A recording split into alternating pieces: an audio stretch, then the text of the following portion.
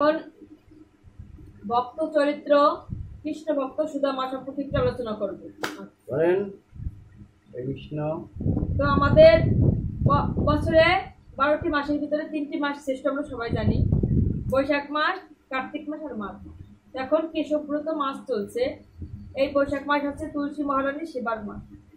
তো সবাই মিলে প্রতিদিন তুলসী মহারানীকে জল অর্পণ করব, আর যার সম্ভব হয় সে ঝরা বাঁধবে, ওইখানে সন্ধ্যা রাত পর্যন্ত জল দিয়ে দেবীকে সন্তুষ্ট করে দেবে। রাতে আর জল দেওয়ার দরকার নেই। তো সবাই যেন একটু জল অর্পণ করি। তো ভক্ত চরিত্র সুদামা সম্পর্কে আলোকপাত করছি। তো সুদামা কে ছিল? কৃষ্ণ ভক্ত। তো শান্তিপুরী মুনির আশ্রমে যখন শিক্ষা লাভ করত, তখন কৃষ্ণের সঙ্গে সুদামার খুব ভাব ছিল। তো সুদামা ভগবান শ্রীকৃষ্ণের চরণে নিজেকে সমর্পণ করে দিয়েছিলেন। তিনি হলেন কৃষ্ণ ভক্ত সুদামা। তো সুদামা একজন দরিদ্র ব্রাহ্মণ ছিলেন। তো দরিদ্র ব্রাহ্মণ থাকা সত্ত্বেও তার স্ত্রী সুশীলা স্বাভাবিকভাবে জীবনযাপন করতেন, দরিদ্রভাবে জীবনযাপন করতেন। তো তারা ক্ষেত মাঠ থেকে একটু শাক তুলে আনতেন, আহারের জন্য কিছুই পায় না।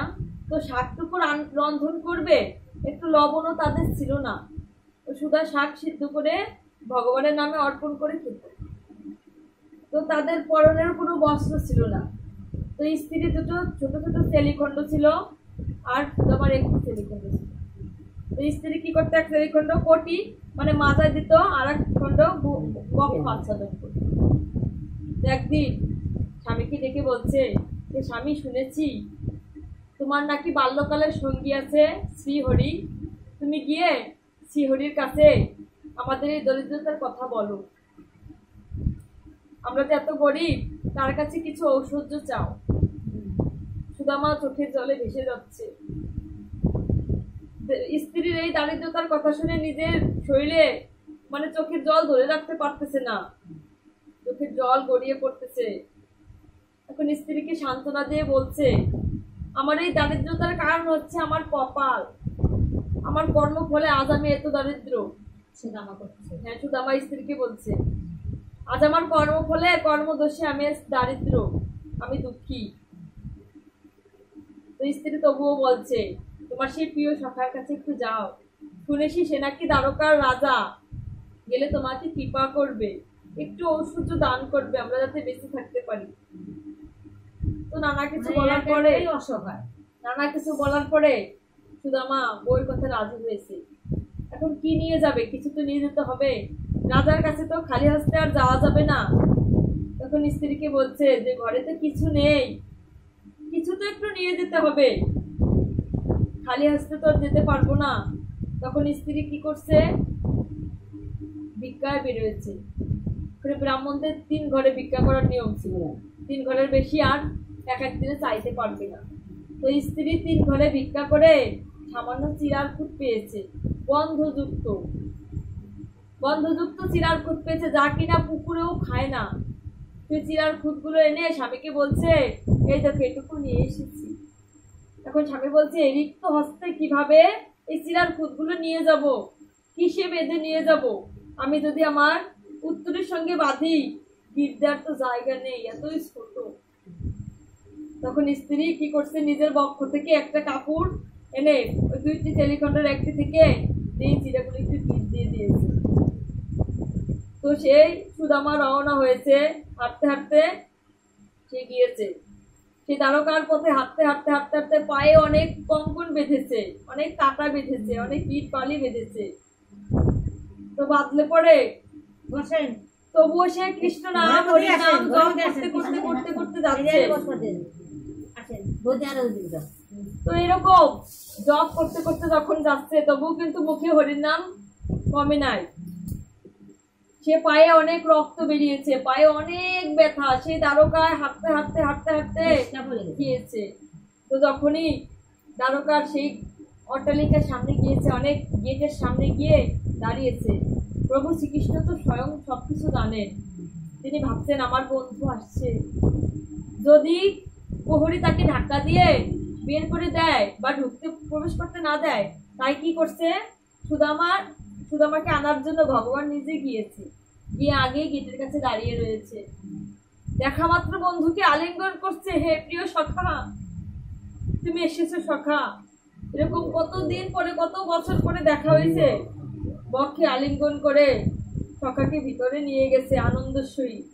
নিয়ে গিয়ে রুক্মিণীকে বলছে, রুক্মিণী 16,108 জন স্ত্রী সহ মানে রুক্মিণী সহ সমস্ত স্ত্রীদেরকে বলছে, জল নিয়ে আসো, জল নিয়ে আসো, আমার সখা এসেছে, আর সখার পা ধুয়ে দিতে হবে। তারপরে বলছে, রুক্মিণী শোনো শোনো, গরম জল নিয়ে আসো। রুক্মিণী বলছে, কেন? আবার বলছে, সঙ্গে একটু নুনও দিও, লবণ দিও।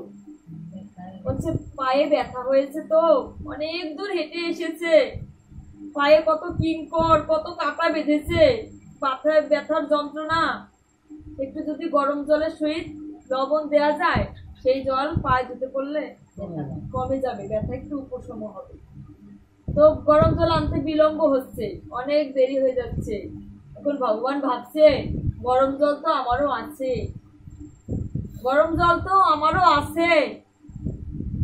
শুনেছি ভক্তের জন্য নাকি ভগবানের গঙ্গা যমুনা প্রবাহিত হয়, গঙ্গা যমুনার ধারা প্রবাহিত হয়, শুনেছি সেও তো নোনা হয়। এই সেও তো গরম জল, সেও তো নোনা হয়। তো ভগবান বলছে, ওরকম গরম জল আনতে দেরি হচ্ছে। ভগবান নিজে ক্রন্দন করে করে বলছে, ও চোখ, হে গঙ্গা যমুনা, তুমি তো কতই প্রবাহিত হও, আজ তোমার সেবা করার সময় হয়েছে, তুমি এখন প্রকটিত হও, আজ তুমি আমার ভক্তের চরণ দ্রুত করে দাও, তোমার সেই নয়ন জল দিয়ে তুমি আমার ভক্তের চরণ দ্রুত করে দাও, আজ তোমার সেবা করার সময় হয়েছে। তুমি তো কি করো, তুমি তো অঝরে এমনিতেই ঝরে যাও, আজ তোমার পূর্ণ ফল লাভ করার সময় হয়েছে। নয়ন জল, হে গঙ্গা, হে যমুনে, তুমি এখন প্রবাহিত হও। এই বলতে বলতে ভগবানের দু চোখ দিয়ে এমন জল প্রবাহিত হচ্ছে, সুদামার চরণ দ্রুত হয়ে যাচ্ছে, সুদামার চরণ এত সুন্দর করে ধোয়ানো হচ্ছে। ভগবান নিজে সেই চোখে জল দিয়ে পদ ধুয়ে নিজেরই পীতাম্বর দিয়ে মোচন করে দিচ্ছে। ওইখান থেকে আর এক পক্ষ বলে উঠলো, ওহে সুদামা, সুদামা, তুমি কি পাগল হয়ে গেছো? তুমি দ্বারকাধীশ শ্রীকৃষ্ণের হাতে নিজের পদ সেবন করতে দিচ্ছ, এতে তোমার পাপ লাগবে না? সুদামা হেসে বলতেছে, সুদামা হেসে দিয়েছে, বলছে, ধুত না কেন, আমার পা ধরে, আমার পা পদ সেবন করে, পদ মুছিয়ে যদি আমার কৃষ্ণের, আমার প্রিয় সখার যদি একটু মঙ্গল হোক, তাতে যদি আমার পাপ হয় হোক, তাতে আমার কোনো দুঃখ নাই, আমার পাপ হয় হোক, তবুও যেন আমার সখার মঙ্গল হোক। এখন কি করছে, এতক্ষণ তো দুই বন্ধু চোখের জলে ভেসে যাচ্ছে। সুদামাও ভাবছে, আমার কৃষ্ণ আমাকে কতই ভালোবাসে। একবার কৃষ্ণ ভক্তকে হাসানোর জন্য বলছে, কৃষ্ণ তো রসিক। খানিক পরে হেসে বলছে, হ্যাঁ সুদামা, একটা কথা বলবো? সুদামাও হেসে দিয়েছে, বলো বলো, তুই কি বিয়ে করেছিস? আবারও বলছে, তুমি কি বিয়ে করেছো? সুদামাকে বলছে, জিজ্ঞাসা করছে। সুদামা বলছে, হ্যাঁ হ্যাঁ, আমি বিয়ে করেছি। এখন কৃষ্ণ বলছে, বৌদি দেখতে কেমন রে? বলছে, বৌদি দেখতে বিশ্ব সুন্দরী। বলছে, আমার রুক্মিণী, আমার এতগুলি পাটরানী, তাদের চেয়েও বেশি সুন্দরী? সুদামা বলছে, হ্যাঁ হ্যাঁ, তোর স্ত্রীর চেয়েতেও বেশি সুন্দরী। এখন কৃষ্ণ বলছে, বৌদি দেখতে এত সুন্দরী, এত সুন্দরী। তখন সুদামা একটু কেঁদে দিয়েছে, চোখে জলে বলছে, সখারে, যে স্ত্রী তার স্বামীকে কৃষ্ণের চরণে ঠেলে দেয়, তার চাইতে কি অন্য বেশি সুন্দর হতে পারে? অন্য কেউ সুন্দরী হইতে পারে?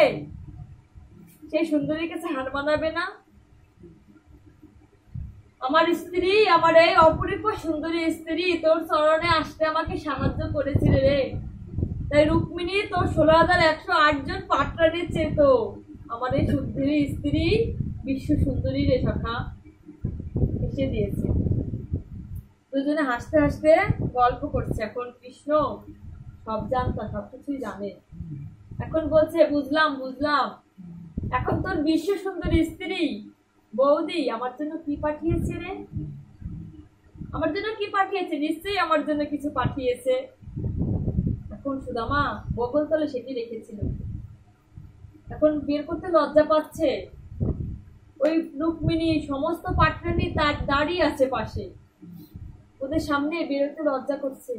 কৃষ্ণর কানে কানে বলছে, কানের কাছে গিয়ে, সখা আমাকে লজ্জা দিস না সখা, তুই তো সব কিছু জানিস, আমার তো কিছু আনার সামর্থ্য নেই রে, তোর বৌদিও কিছু পাঠায়নি রে সখা। কৃষ্ণ কানে কানে বলছে, সুদামা বলছে যে আমাকে লজ্জা দিস না, তোর স্ত্রীরা তাকিয়ে রয়েছে আমি কি এনেছি গভীর আগ্রহের সহিত, আর তুই আমাকে লজ্জা দিস না সখা। কৃষ্ণ কানের কাছে এসে বলছে, বের কর বের কর বের কর, তুই যা এনেছিস বের কর। এখন বলছে, সেই দুর্গন্ধযুক্ত চিরার ফুল এনেছি, যা কিনা কুকুরেও খায় না, সে কিভাবে তোকে আমি চিরা সমর্পণ করবো রে সখা। কৃষ্ণ বলছে, ভক্তের ভক্তি, এই ভক্তি মিশ্রিত চিরা কখনো দুর্গন্ধ হয় না রে সখা, তুই ওটুকু আমাকে দে, আমি আনন্দে খেয়ে নিব। তুই যে ভক্তি সহকারে এটুকু নিয়ে এসেছিস ওটা দুর্গন্ধযুক্ত নয়, ওটা ভক্তিতে পরিপূর্ণ রে সখা, ওটা আমাকে দিয়ে দে। তো কি করছে, সুদামা দিয়ে দিয়েছে। কৃষ্ণ আনন্দের সহিত লাফায় লাফায় খুব সুন্দর করে খাচ্ছে সে চিরা। তো ভগবান কি করছে, ভগবানের কাছে গন্ধ লেগেছে, যে চিরা কুকুর খায়নি পড়ে গিয়েছিল, কুকুর গন্ধ শুকে চলে গিয়েছে, সেই ভক্তি মিশ্রিত চিরা ভগবান আনন্দের সহিত খাচ্ছে। এবার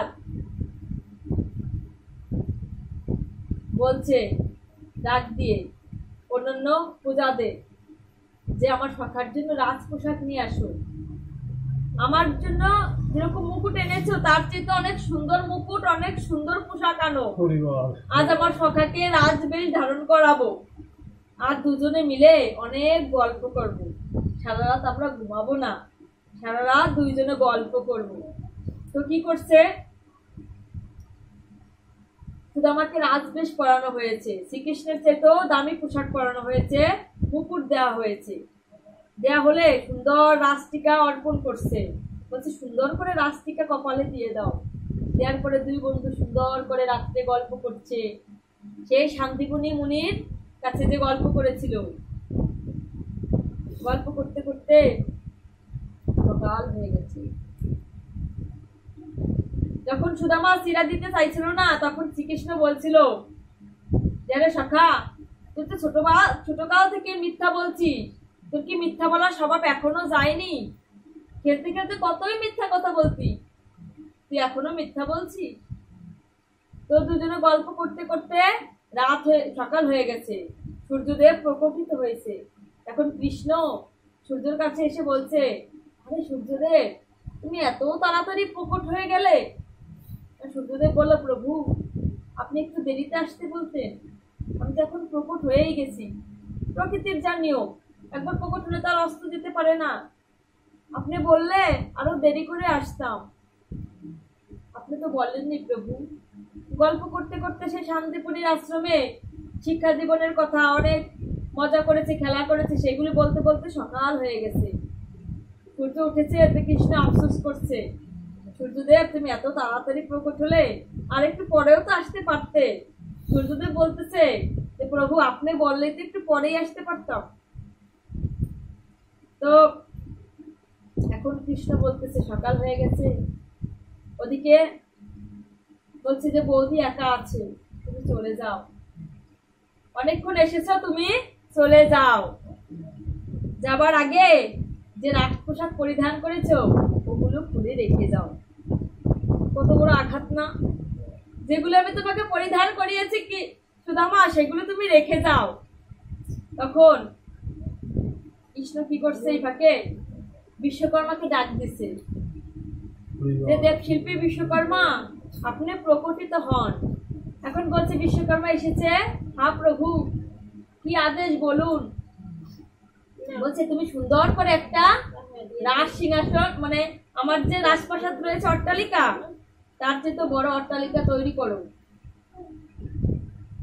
এর চেয়েও বেশি বড় অট্টালিকা তৈরি করো। আর এই কি মণিমুক্তা খচিত, এর চেয়ে বেশি সুন্দর মণিমুক্তা খচিত অট্টালিকা তৈরি করো। এই কথা বলার পরে বিশ্বকর্মা বলতেছে, কেন প্রভু আপনি কি এখানে থাকবেন না? আপনার জন্য যে আর একটা রাজপ্রাসাদ তৈরি করব, আপনি কি এখানে থাকবেন না?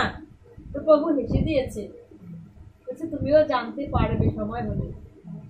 তো বিশ্বকর্মা ওরকম আরেকটি সুন্দর অট্টালিকা তৈরি করেছে, আর এদিকে সুদামার সবকিছু খুলে দিয়েছে।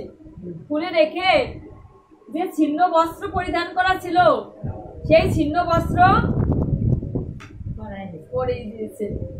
এখন এক পক্ষ বলতেছে, এখানে রাজসভায় এক পক্ষ বলতেছে, হরে কৃষ্ণ তুমি এত নিষ্ঠুর, তোমার মনে কি কোনো মায়া দয়া নেই? তুমি এত নিষ্ঠুর, তুমি না গরিব সখাকে একটু রাজপোশাকই পরিধান করিয়েছিলে, ওই সেই রাজপোশাকটুক নিয়েই নয় বাড়ি যেত। তুই এত নিষ্ঠুর কৃষ্ণ, তোর মনে একটু দয়া মায়া নেই। এদিকে সুদামা ভাবছে, সুদামার মনে তাতে কিছু যায় আসে না। সুদামা ভাবছে যে সখা যা করেছে ভালোই করেছে, আমার সখা যা করছে ভালোর জন্যই করেছে।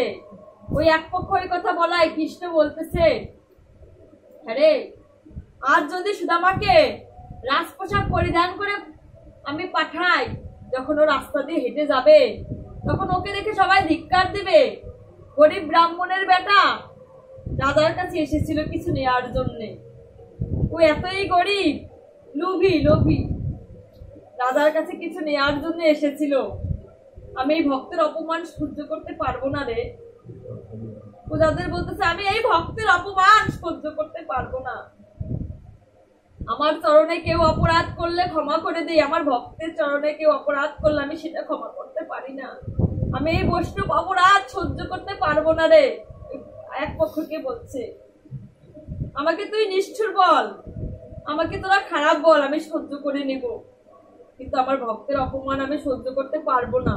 ওই জন্য তো সুদামাকে আমি সেই ছিন্ন বস্ত্র পরিধান করে পাঠালাম, যাতে লোকে ওকে গালাগালি না দিতে পারে। সুদামা কি করছে, সেই ছিন্ন বস্ত্র পরিধান করে আস্তে আস্তে করে সেই নিজের গৃহের কাছে হেঁটে যাচ্ছে। আবারও পায়ে যাওয়ার সময় বালি কিঙ্কর কাঁটা বেঁধেছে, তবুও সে মুখে হরি নাম ছাড়েনি, কৃষ্ণ নাম ছাড়েনি। সে অনর্গল কৃষ্ণ নাম জপ করতে করতে যখন তার গৃহের সামনে এসেছে ঝুপড়ি, পাতার তৈরি গৃহকে বলা হয় ঝুপড়ি, সেই ঝুপড়ির কাছে এসে স্ত্রী সুশীলাকে ডাক দিচ্ছে, সুশীলা সুশীলা কোথায় তুমি? সুশীলা সুশীলা রাজপ্রাসাদের ভেতরে, কৃষ্ণ অন্দরমহলে সিংহাসনে বসে আছে। এখন ভাবছে সুশীলাকে ডাকছি, সুশীলা যখন আসছে না, হয়তো আমার সুশীলাকে কেউ তাড়িয়ে দিয়ে এখানে অট্টালিকা তৈরি করেছে। যাক ভালোই হয়েছে, সুশীলাকে তাড়িয়ে দিয়েছে, ভালোই হয়েছে, আমার আর বাধা রইল না। তখন মুখে কিন্তু হরিনাম ছাড়েনি, একটা গাছের তলায় বসে সে অনর্গল কৃষ্ণ নাম জপ করছে। হা কৃষ্ণ জপ করতে করতে অনেক এক সময় সুশীলা এসে হাজির হলো সামনে।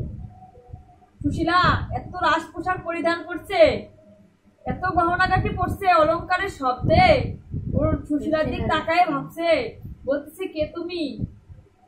কোথা থেকে এসেছো? চিনতে পারতেছে না স্ত্রীকে, সে দরিদ্র কিভাবে এত সুন্দর হয়ে যাবে। বলছে, কেন কেন স্বামী, আপনি আমাকে চিনতে পারছেন না? আমি আপনার সেই সুশীলা।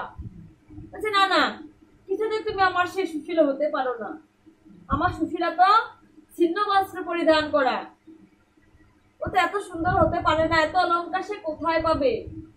বলছে, কেন জানো, আমাদের এই ঝুপড়ি ভেঙে অট্টালিকা হয়েছে, আমাকে রাজপোশাক কে দিয়েছে, এই অট্টালিকা কে দিয়েছে জানো? কৃষ্ণ দিয়েছে। তো কেবলই তো কৃষ্ণের কাছ থেকে আমি এলাম, কৃষ্ণকে দেখলাম তো রাজ সিংহাসনে বসা। বলো তো কৃষ্ণ কোথায় আছে? কৃষ্ণ এই অন্দরমহলেই আছে, অন্দরমহলেই আছে কৃষ্ণ। তো কৃষ্ণ এসেছে কথা শুনে। কৃষ্ণকে বলছে, আরে সখা তুই কখন এলি? দ্বারকা থেকে তুই কখন এলি রে সখা? বলছে এই তো রথে করে আমি খানিক আগে এসেছি রে। সখা তুই রথে করে এসেছিস? আমাকে তো একটু নিয়ে আসতে পারতি রে সখা, আমারও তো কত কষ্ট হয়েছে আসতে। তুই যখন আসবি আমাকে এত ওষুধ দান করবি সখা, তাহলে একটু রথে করে আরামের সহিত নিয়ে আসতি। ওই কাদার মাঝে একটু হাসি ফুটেছে।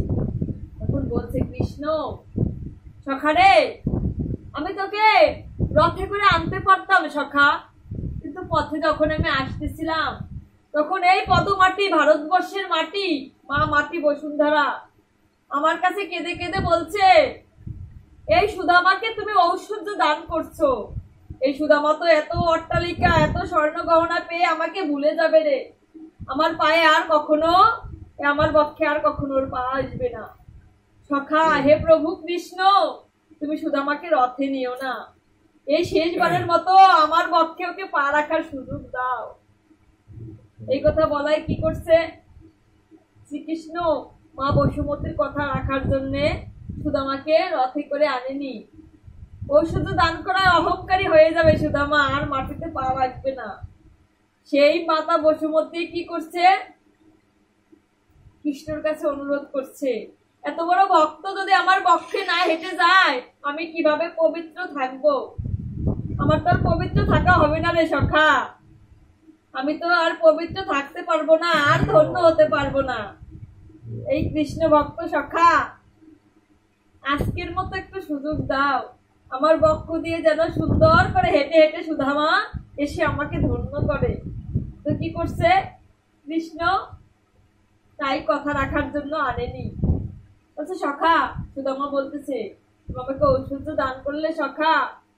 বলছে সখা রে আমি তো সবকিছু জানি, তুই যে দুঃখ দারিদ্র্যের কথা আমাকে বলতে পারিসনি সখা, কিন্তু আমি তো সবকিছু জানি। আমি যে দ্বারকাধীশ, আমি যে পূজা শান্তি রক্ষার জন্য কাজ করি রে সখা বলতেছে।